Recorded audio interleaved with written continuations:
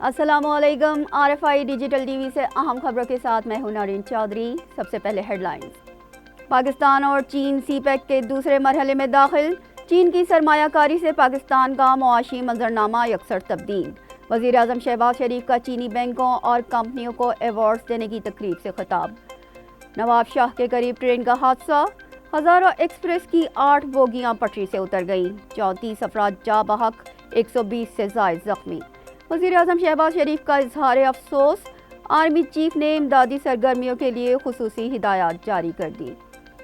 اسرائیلی وزیر اعظم نتن یاہو کی انتہا پسندانہ سوچ ایک بار پھر بے نقاب، 3 فلسطینیوں کو شہید کرنے پر اسرائیلی فوج کو سراہا۔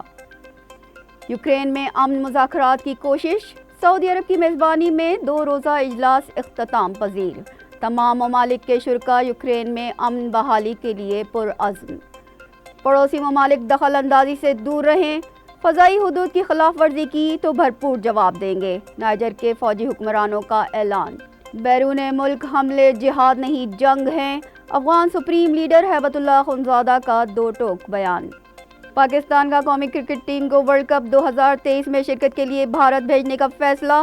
بھارت میں سیکیورٹی پر تحفظات ہیں، ICC اور بھارت کو آگاہ کریں گے، دفتر خارجہ نے واضح کر دیا۔ ہیڈ لائنز آپ نے ملاحظہ کی، چلتے ہیں خبروں کی تفصیلات کی جانب۔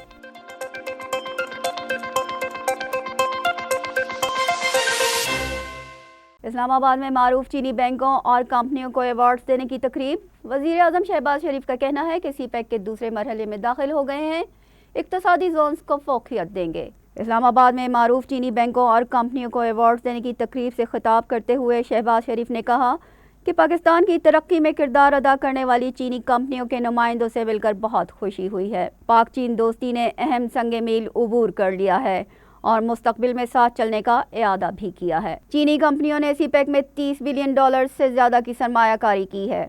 سی پیک پاکستان اور چین کے درمیان بہترین منصوبہ ہے۔ ہم سی پیک کے دوسرے مرحلے میں داخل ہو رہے ہیں۔ چین کی سرمایہ کاری سے پاکستان کا معاشی منظرنامہ تبدیل ہوا ہے۔ آرمی چیف جنرل عاصم نے سی پیک کو آگے بڑھانے میں بہت اہم کردار ادا کیا ہے۔ نواب شاہ کے قریب ٹرین کو حادثہ، 34 افراد جاں بحق، 100 سے زائد زخمی۔ ہزارہ ایکسپریس کی 8 بوگیاں پٹری سے اتر گئیں جبکہ 5 مکمل طور پر تباہ ہو گئیں۔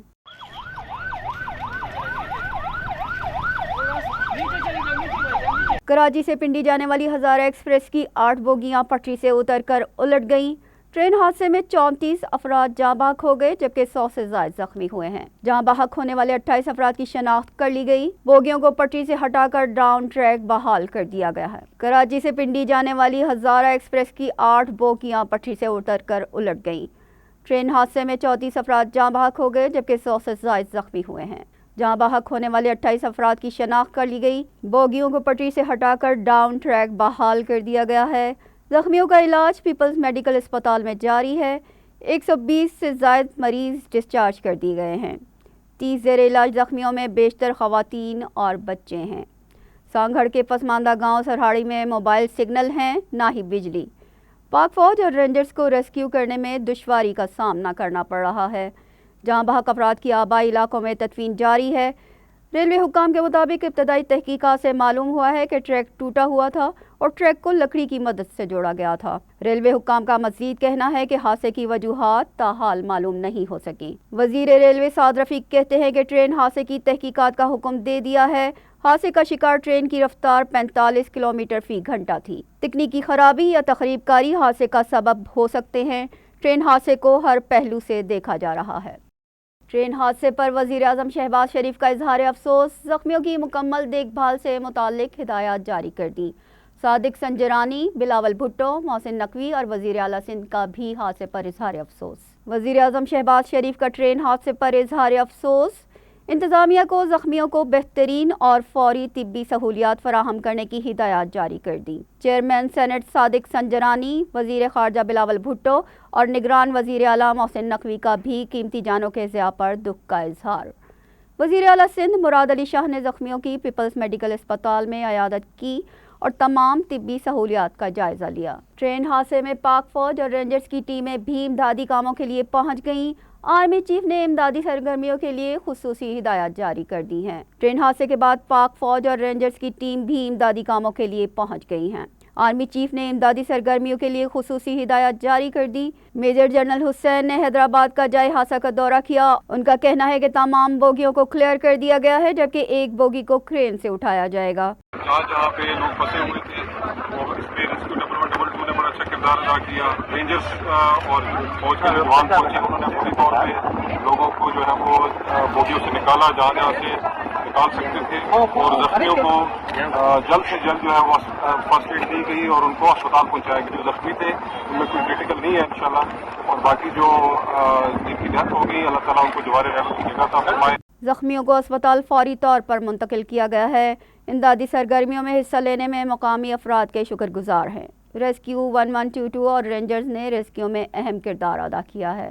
اسرائیلی فوج کا شامی فوج پر حملہ، 4 فوجی جاں بحق اور 4 زخمی ہو گئے۔ گولان کی متنازع پہاڑی پر قابض اسرائیلی فوج نے آدھی رات کو شامی فوجی چوکیوں پر میزائل داغے۔ شامی فضائی دفاعی نظام کے تحت متعدد میزائل کو ناکارہ بنا دیا گیا ہے۔ کچھ میزائل شامی فوج کی چوکی پر گرے، جس سے 4 شامی فوجی جاں بحق اور 4 زخمی ہو گئے ہیں۔ اسرائیلی فوج کا کہنا ہے کہ گولان ہائٹس پر قبضہ برقرار رکھیں گے، ایران اور حزب اللہ کی شامی فوج کی مدد پر رد عمل دیتے رہیں گے، جبکہ شامی فوج نے امریکی فوج پر حملے کے بعد کوئی رد عمل نہیں دیا۔